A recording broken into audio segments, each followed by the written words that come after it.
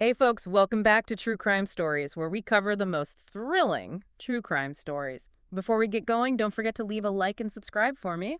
Thanks. And now let's get into today's story. All right, strap in, everybody. We are diving deep into a true crime story today. Um, a saga that's going to keep you on the edge of your seat. Ooh, I like where this is going. Sounds intriguing. It is, it is. We're talking The Last Shipment. It all takes place in this, well, you could call it a rugged town, Mariner's Hold. It's a fishing town on the Pacific Northwest coast. I've heard of it. It's beautiful up there, but I bet it's got its fair share of secrets too. Oh, you bet. Weather-beaten docks, that salty air, a community where everyone knows everyone and their secrets. Yeah, those close-knit towns always have the juiciest stories. What kind of sources are we dealing with here? We've got a ton. Police reports, witness testimonies, forensic evidence. Ooh, forensic evidence. That's always good. What else? And the article's written by Ivy Trench. She's a journalist. She kind of took on the whole power structure of the town. Brave woman. So what's the mission for today's deep dive? Well, we got to figure out what happened to Harold Huck Hankins. He was a fisherman, and he vanished. Poof. Just like that. No trace. It's a real head-scratcher. Was it a tragic accident at sea during a storm, or is there something more going on? Tough one. But you know, official reports might say one thing. Right. But if Huck was anything like most fishermen, he wasn't afraid of a little rough weather. That's what they say. Stubborn, strong, moral compass. Stood up for what he believed in, no matter who he was up against. And that brings us to the Hawkings. Ah, I was wondering when they'd come up. Everyone knows about the Hawking. This family, they practically own Mariner's Hold. Their fishing empire, you know. Powerful people. I bet they weren't too happy with someone snooping around. But there were whispers, right? Yeah. About illegal fishing, shady deals, and a ruthless streak a mile wide. Yikes. So what do we know about their connection to Huck? What gets interesting because as Ivy starts digging, she starts peeling back the layers of this family's power. She shows how they controlled everything, how people were scared to speak up. Losing their jobs, their livelihoods, maybe even worse. It's a scary thought. And more fishermen start disappearing. Late-night shipments, poof, gone. And these weren't rookies, these were seasoned guys. Something doesn't add up. Right, it's way too suspicious. Just one disappearance could be an accident. But this many. The sea's a dangerous place, but it almost feels like something is hunting these fishermen. Hunting them. That's a chilling thought. But we were talking about Ivy's articles. Yeah, she really started connecting the dots. All these disappearances, late-night shipments, often during storms. Convenient cover, right? Oh, very convenient. And the families left behind, wives, children, they all felt the unease, but were too scared to do anything. Understandable considering who they were dealing with. Okay, but then there's Huck. He's not just a fisherman. He's like a local detective. It's like he could sense something was wrong. So he wasn't buying the whole accidental drowning story. Nope. He was onto something. He even told his friend Sarah Reeve that he felt like he was walking on thin ice. Talk about foreshadowing. Makes you wonder if he knew more than he let on. Did anyone else share his suspicions? Yeah, Ivy talked to other fishermen. Yeah. And they felt it too. Like a change in the air, this paranoia. Like a dark cloud over the whole town. Exactly. All right, now picture this. It's a stormy night. Waves crashing against the docks. Huck's heading out on his boat, the Gull. He's got this lead, this hunch about what's really going on. Ooh, heading straight into the lion's den, or in this case, the Hawking's territory. He's sailing into dangerous waters, literally. Yeah. And figuratively. Right, it's more than just a storm, right? Just a monster of a storm. Yeah. The kind that could sink even the toughest boats. But Huck, he's driven. He's got to find the truth. Doesn't even know he's sailing straight into a confrontation that could end it all. And out there, in the middle of the chaos, Huck comes face to face with the Redfin. That's the Hawking's boat, right? Big, powerful vessel. It's like a scene straight out of a movie. Two boats, two forces colliding in the storm. High stakes, high drama. Who's on the Redfin that night? Jake Hawking, the eldest son, hot-tempered, volatile. Not a good combination in a storm or any situation, really. No kidding. And there's history between Jake and Huck. Bad blood, maybe even some fights in the past. Over fishing territories, or maybe Huck poking his nose where it didn't belong. It's all kind of murky, but this is where things get dark.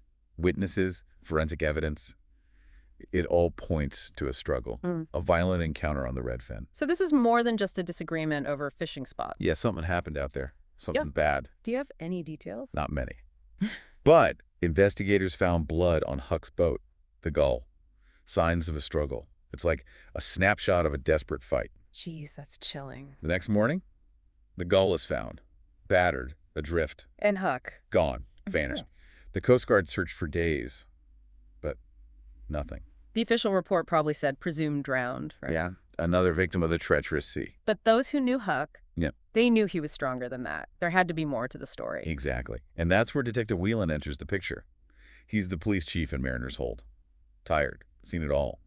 But as he starts digging, he realizes this goes way deeper than he thought. Classic small-town mystery. Everyone knows something, but nobody wants to talk. Exactly. He's hitting a wall of silence. People are terrified of the Hawkings. Understandable. They practically run the town. But then, Ivy Trench's articles start to spread. And she's not holding back. She starts exposing everything. The illegal fishing, the missing fishermen, the fear. She's giving a voice to those who have been silenced. Yeah, she's like this beacon cutting through the fog. And it starts to work. People start talking to Whelan, sharing their suspicions. It's amazing what one brave person can do. Right. It's like her pen is mightier than the Hawking's whole fleet. So we've got a missing fisherman, a powerful family with secrets, and a detective who finally has some leads.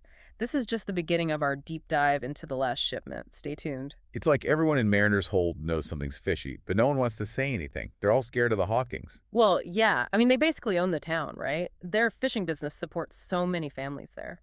It makes you wonder, how do you even start to solve a case like this when everyone's too scared to talk? You gotta find the cracks, right? Every town has its secrets, no matter how tight-lipped everyone tries to be. And luckily there's Ivy Trench. She's not afraid to stir things up. Her articles really started to rattle some cages in Mariner's Hold. She laid it all out. The illegal fishing, the missing guys, all of it. She's like a one-woman truth squad. Right. And it's like she gave everyone permission to finally talk. People started coming forward, whispering what they knew. So Whelan starts to get some real leads. Yeah, he starts piecing it all together. The disappearances, they weren't just random events. There's a pattern there. Something organized, you know. A conspiracy. Okay, so let's talk about suspects. We've got Jake Hawking, the hothead. But who else should we be looking at? Well, we can't forget about dear old dad, right? Bill Hawking, the mastermind behind it all. He built that empire, and he'd do anything to protect it. He's got that look in his eye, you know, like he could order a hit without even blinking. Whelan knows Bill is a key player, but getting anything out of him is going to be tough. The guy is smooth, a real manipulator. And then there's Sarah Reeve, Ivy's friend. Her dad was Bill Hawking's business partner. She's caught in the middle, isn't she? Yeah, big time. Loyalty to her dad's memory. But also knowing what's right. It's got to be tearing her apart. She's got to know something. But I bet she's terrified of the Hawkings. Oh, absolutely. And let's not forget Liam Corbin. He blames the Hawkings for ruining his life, basically. Lost his reputation, almost went bankrupt. Sounds like he has a pretty strong motive. He does. But motive isn't everything. Does he have the guts to actually pull this off? He's definitely a wild card. Whelan's got to figure out, is Liam a pawn in this game or a major player? Okay, so we've got a cast of characters, but what about hard evidence? Anything to really tie the Hawkings to all of this? Well, remember the blood on the gull, Huck's boat? Turns out it's definitely Huck's blood, meaning there was a struggle. This wasn't just an accident. And then the fingerprints they found on the redfin. They're Jake's. Oh, wow. So we've got Huck's blood and Jake's prints. It's not looking good for the Hawkings. But you know how it is. They could try to argue that the evidence was planted, or that the fingerprints were from some other time. They'll try to spin it. That's what lawyers do. It's frustrating. It's like the more power and money you have, the easier it is to get away with stuff. That's why Whelan and Ivy need something really solid. Something that just can't be explained away. Something to blow this thing wide open. Exactly. Like what? Remember that abandoned cannery Liam Corbin mentioned? The one with all the rumors surrounding it? Oh, yeah, that creepy place. What about it? Ivy, she gets this hunch, Right. right? And she's always been fearless, so she decides to check it out. At night. That's dangerous. She sneaks in all by herself. She's got her camera, a recorder. She's ready for anything. That's gutsy. And she hits the jackpot.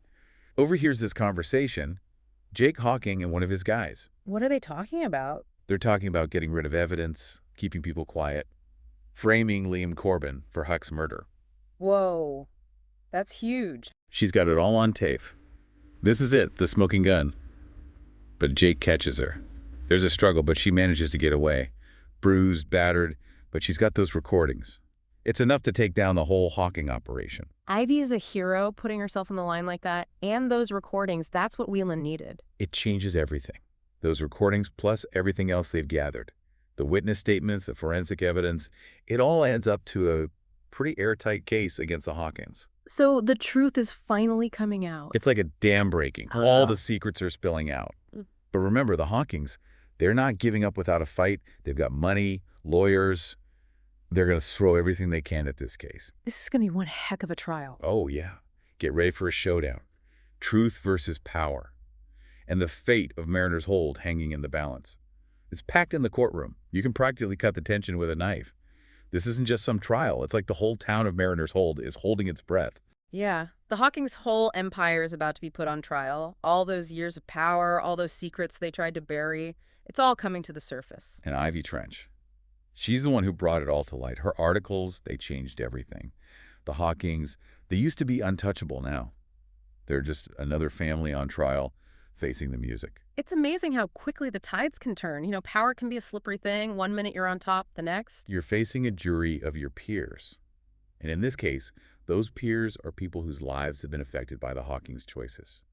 So how does the trial unfold? It's a real battle. Yeah. The prosecution, they come out swinging. They've got the forensics, the witnesses, those recordings Ivy risked her life for. They lay out this whole story, this whole pattern of greed and corruption. And the defense. Oh, they try everything, trying to discredit the witnesses, poking holes in the evidence, even going so far as to say Huck was just some disgruntled nobody who got caught in the storm. Classic defense tactics. Muddy the waters, create enough doubt, hoping the jury will buy it. But it's just too much evidence, too many people coming forward. And those recordings, they're the nail in the coffin. You can hear Jake's voice clear as day. The jury, they see right through it all. The truth has a way of coming out, doesn't it? It does. And finally, the verdict comes in. Guilty. Both Jake and Bill Hawking. The empire, it all comes crumbling down. They're sentenced to prison. Justice is served. It's what Mariner's Hold needed. Closure, accountability. But it's bittersweet, right? Huck's gone. And the town, it's scarred. All those years of fear and silence. The Hawkins, they might be gone, but the damage is done. But at least they're finally being held responsible for their actions. What happens next? Does Mariner's Hold just try to move on? Something amazing happens. Sarah Reeve, Ivy's friend, remember? She steps up. She turns her grief, her anger, into action. Good for her. She's not letting the Hawkins legacy define her town. Right. She starts this coalition of fishermen and their families. They push for sustainable fishing practices, better safety regulations. They're determined to make sure something like this never happens again. It's like the town woke up. They realize they have a voice and they're not afraid to use it anymore. And Leon Corbin, he ends up joining Sarah's coalition. Uses all that anger he's been carrying around to fight for change. That's incredible. It's like the whole town is coming together, healing, rebuilding. And Ivy Trench, she's there for it all. Her pen, it helped bring down the Hawkins, and now it's helping Mariner's Hold find its way back to the light. She writes this one article. It's really powerful. It's just this simple scene of fishermen mending their nets on the docks. Wow. But it's so symbolic. It's about rebuilding, about community, about honoring the past, but looking towards the future. Oh, that's beautiful. This whole case, this whole deep dive into the last shipment, it's been intense. We've seen the worst of humanity, greed, corruption, violence. Yeah. But we've also seen the best. Courage, resilience, the fight for justice. And ultimately, the truth prevailed. Exactly. It's a reminder that even in the darkest corners, even in the face of overwhelming power, there's always hope. So what do you think? Has Mariner's Hold truly escaped the shadows of the past? That's a tough question. The scars run deep, but they're facing it head on, and that's what matters. The healing has begun. And that's all we can ask for, right? Thanks for joining us on this journey into the heart of the last shipment. It's been a wild ride. Absolutely. Until next time, keep those minds curious and those questions coming.